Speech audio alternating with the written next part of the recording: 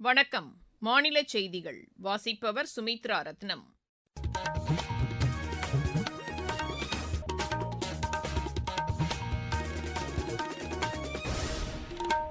தலைப்புச் செய்திகள். பிரதமர் திரு நரேந்திர மோடி பட்ஜெட்டுக்கு பிந்தைய இணையவழி கருத்தரங்கில் இன்று உரையாற்றுகிறார். சிறு குறு நடுத்தர தொழில் நிறுவனங்களின் வளர்ச்சிக்கு தேவையான நடவடிக்கைகளை மத்திய அரசு மேற்கொண்டுள்ளதாக அத்துறைக்கான அமைச்சர் திரு ஜித்தன் ராம் மாஞ்சி கூறியுள்ளார். மாநிலத்தில் போதைப் பொருள் புழக்கம் அதிகரித்துள்ளதாக அஇஅதிமுக பொதுச் செயலாளர் திரு எடப்பாடி பழனிசாமி மீண்டும் குற்றம் சாட்டியுள்ளார்.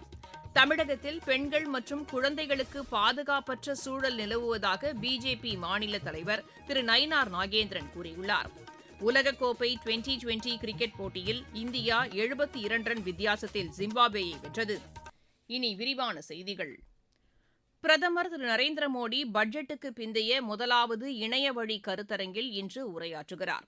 வளர்ச்சியடைந்த இந்தியாவுக்கான தொழில்நுட்பங்கள், சீர்திருத்தம் மற்றும் நிதி என்ற தலைப்பில் இன்றைய கருத்தரங்கம் நடைபெறுகிறது. இதில் முதலீடு, உள்கட்டமைப்பு, வங்கித்துறை சீர்திருத்தங்கள் மற்றும் வரி சீர்திருத்தங்கள் குறித்து விவாதங்கள் நடைபெறவுள்ளன. துறை சார்ந்த பல்வேறு தரப்பினரின் அனுபவங்களின் அடிப்படையில் பட்ஜெட் அறிவிப்புகளை திறம்பட செயல்படுத்துவதை நோக்கமாக கொண்டு இந்த கருத்தரங்கிற்கு ஏற்பாடு செய்யப்பட்டுள்ளதாக எமது செய்தியாளர் தெரிவிக்கிறார். குடியரசு துணைத் தலைவர் திரு சி.பி. ராதாகிருஷ்ணன் சேலத்தில் உள்ள கைத்தறி தொழில்நுட்ப கல்லூரியின் புதிய வளாகத்தை இன்று திறந்து வைக்கிறார். குடியரசு துணைத் தலைவரின் வருகையொட்டி சேலத்தில் விரிவான பாதுகாப்பு ஏற்பாடுகள் மேற்கொள்ளப்பட்டுள்ளதாக எமது செய்தியாளர் தெரிவிக்கிறார். சேலம் மாவட்டம் தில்லைநகர் பகுதியில் மத்திய அரசின் ஜவுளித்துறை அமைச்சகத்தின் கீழ் கைத்தறி ஆணையர் அலுவலக கட்டுப்பாட்டில் இந்திய கைத்தறி தொழில்நுட்ப கல்லூரி இயங்கி வருகிறது. பாரம்பரியமிக்க இக்கல்லூரியில் 30 கோடி ரூபாய் மதிப்பில் புதிய கல்வி வளாகம் கட்டப்பட்டுள்ளது. கைத்தறி தொழில்நுட்பத் துறையில் மேம்பட்ட கற்பித்தல், துணி வடிவமைப்பு பயிற்சி மற்றும் அதன் திறன் மேம்பாட்டை வலுப்படுத்திடும் வகையில் நவீன வகுப்பறைகள், ஆய்வுக்கூடங்கள் இங்கு உருவாக்கப்பட்டுள்ளது. கைத்தறி கல்வியை நவீனமயமாக்கி பாரம்பரிய நெசவு மரபை பாதுகாக்கும் வகையில் அமைக்கப்பட்டுள்ள இந்த புதிய கல்வி வளாகத்தினை குடியரசு துணைத் தலைவர் சி.பி. ராதாகிருஷ்ணன் இன்று திறந்து வைக்கிறார். பின்னர் புதிய கல்வி வளாகத்தில் நடைபெறும் கைத்தறி பொருட்கள் கண்காட்சியையும் பார்வையிடுகிறார். இந்நிகழ்வில் மத்திய ஜவுளித்துறை அமைச்சர் கிரிராஜ் சிங், கைத்தறி மேம்பாட்டு ஆணையர் பீனா உள்ளிட்டோர் பங்கேற்க உள்ளனர்.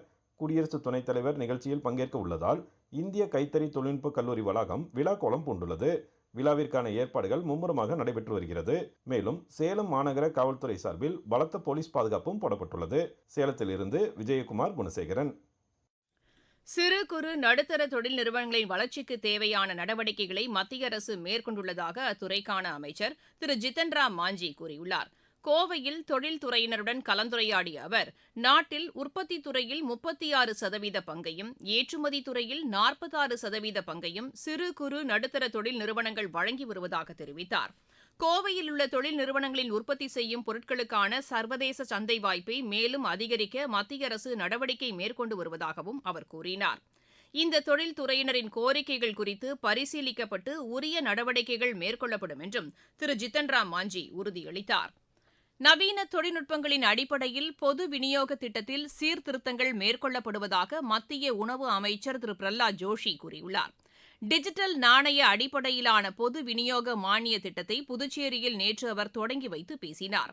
கடந்த 11 ஆண்டுகளில் 25 கோடிக்கும் மேற்பட்ட மக்கள் வறுமையிலிருந்து மீட்கப்பட்டுள்ளதாக அவர் தெரிவித்தார். திட்டங்களின் பலன்கள் பயனாளிகளுக்கு முழுமையாக சென்றடைவதை அரசு உறுதி செய்துள்ளதாகவும் அவர் கூறினார். இலவச உணவு தானிய திட்டம் 80 கோடி மக்களுக்கு உணவு பாதுகாப்பை உறுதி செய்துள்ளதாக அவர் தெரிவித்தார்.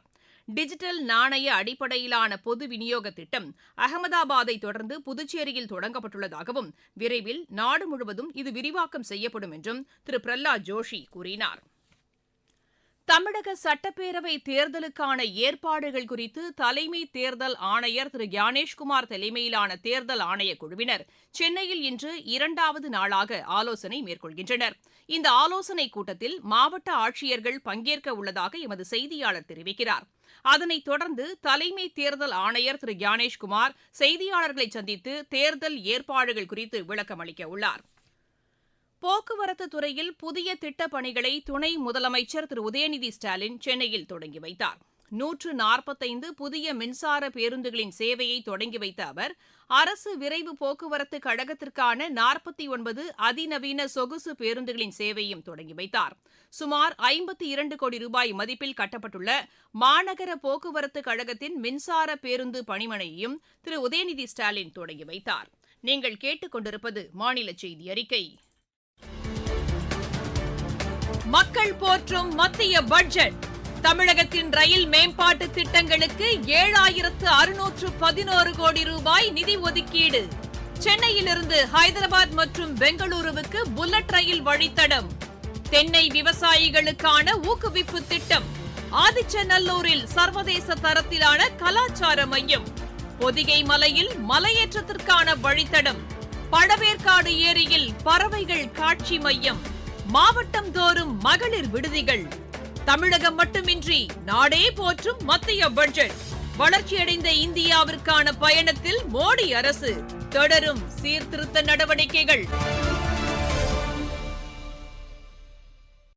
மாநிலத்தில் போதைப் பொருள் புழக்கம் அதிகரித்துள்ளதாக அஇஅதிமுக பொதுச் செயலாளர் திரு எடப்பாடி பழனிசாமி மீண்டும் குற்றம் சாட்டியுள்ளார். பல்லாவரத்தில் நேற்று பிரச்சாரம் மேற்கொண்ட அவர் குற்றங்கள் அதிகரித்துள்ளதற்கு போதைப் பொருள் புழக்கமே காரணம் என்று கூறினார். மாநிலத்தில் சட்டம் ஒழுங்கு முற்றிலும் சீர்குலைந்துள்ளதாக அவர் தெரிவித்தார். திமுக ஆட்சியில் அனைத்து துறைகளிலும் முறைகேடுகள் அதிகரித்துள்ளதாகவும் அவர் கூறினார். வரும் சட்டப்பேரவைத் தேர்தலில் அஇஅதிமுக வெற்றி பெற்று ஆட்சி அமைக்கும் என்றும் திரு எடப்பாடி பழனிசாமி நம்பிக்கை தெரிவித்தார். தமிழகத்தில் பெண்கள் மற்றும் குழந்தைகளுக்கு பாதுகாப்பற்ற சூழல் நிலவுவதாக பிஜேபி மாநில தலைவர் திரு நயினார் நாகேந்திரன் கூறியுள்ளார். இதுகுறித்து சமூக வலைதளத்தில் அவர் வெளியிட்டுள்ள பதிவில் கும்பகோணத்தில் அரசு பள்ளியில் நடைபெற்ற சம்பவத்தை சுட்டிக்காட்டியுள்ளார். சமூகத்தில் நலிவடைந்த மாணவர்களுக்கு தரமான கல்வியை வழங்க மாநில அரசு தவறிவிட்டதாக அவர் குற்றம் சாட்டியுள்ளார். வெல்லும் தமிழ் பெண்கள் என்று விளம்பரங்களை வெளியிடுவதில் மட்டுமே திமுக அரசு கவனம் செலுத்தி வருவதாகவும் பெண்களுக்கு உண்மையான பாதுகாப்பை வழங்கவில்லை என்றும் திரு நயினார் நாகேந்திரன் கூறியுள்ளார். தமிழகத்தின் மேற்கு தொடர்ச்சி மலையை ஒட்டிய மாவட்டங்களிலும் தென் மாவட்டங்களிலும் ஓரிரு இடங்களில் இன்று லேசான மழை பெய்யக்கூடும் என்று சென்னை வானிலை ஆய்வு மையம் தெரிவித்துள்ளது. மாநிலத்தின் பிற பகுதிகளில் வறண்ட வானிலை நிலவக்கூடும் என்றும் அந்த மையம் கூறியுள்ளது. இதனிடையே சிவகாசி மற்றும் சுற்றுவட்டார பகுதிகளில் நேற்றிரவு பரவலாக மழை பெய்ததாக எமது செய்தியாளர் தெரிவிக்கிறார். இருவரிச் செய்திகள். ஜெனீவாவில் நடைபெற்ற அமெரிக்காவுடனான 3வது சுற்று அணுசக்தி பேச்சுவார்த்தை ஆக்கப்பூர்வமாக அமைந்ததாக ஈரான் கூறியுள்ளது. பாதுகாப்புத்துறை வல்லுநரும் பத்திரிகையாளருமான மரூப் ரசாவின் மறைவுக்கு பிரதமர் திரு நரேந்திர மோடி இரங்கல் தெரிவித்துள்ளார். இந்தியா வந்துள்ள அமெரிக்க வர்த்தக அமைச்சர் திரு ஹோவாட்டி லுட்னிக்குடன் மத்திய வர்த்தக அமைச்சர் திரு பியூஷ் கோயல் பேச்சு நடத்தினார். இந்தியா கென்யா இடையேயான பாதுகாப்பு ஒத்துழைப்பு குழுவின் 3 நாள் கூட்டம் நைரோபியில் நேற்று நிறைவடைந்தது. இந்தியா நேபாள ராணுவ தளபதிகள் மாநாடு புதுதில்லியில் இன்று நடைபெறுகிறது. நீர்மூழ்கி எதிர்ப்பு போர் கப்பலான INS அஞ்சாதீப்பை கடற்படையில் இணைக்கும் நிகழ்ச்சி சென்னையில் இன்று நடைபெறுகிறது. தமிழ்நாடு டாக்டர் எம்ஜிஆர் மருத்துவ பல்கலைக்கழகத்தின் பட்டமளிப்பு விழாவில் தமிழக ஆளுநர் திரு RN ரவி இன்று பங்கேற்று மாணவ மாணவிகளுக்கு பட்டங்களை வழங்குகிறார். நிலத்தகராறில் விவசாயி ஒருவர் கொலை செய்யப்பட்ட வழக்கில் திமுக முன்னாள் சட்டப்பேரவை உறுப்பினர் கமலக்கண்ணன் உள்ளிட்ட 7 பேருக்கு ஆயுள் தண்டனை விதித்து திருவண்ணாமலை மாவட்ட அமர்வு நீதிமன்றம் தீர்ப்பளித்துள்ளது.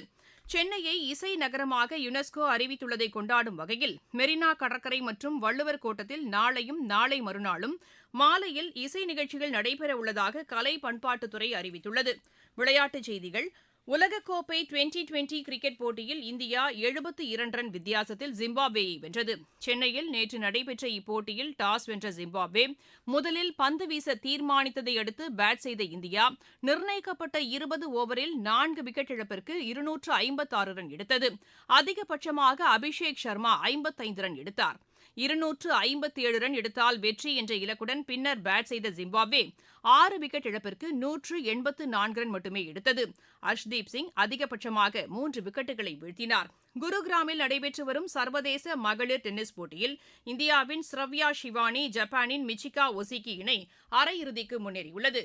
மீண்டும் தலைப்புச் செய்திகள். பிரதமர் திரு நரேந்திர மோடி பட்ஜெட்டுக்கு பிந்தைய இணைய வழி கருத்தரங்கில் இன்று உரையாற்றுகிறார்.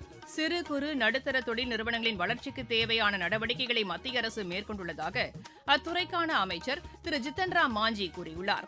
மாநிலத்தில் போதைப் பொருள் புழக்கம் அதிகரித்துள்ளதாக அஇஅதிமுக பொதுச் செயலாளர் திரு எடப்பாடி பழனிசாமி மீண்டும் குற்றம் சாட்டியுள்ளார்.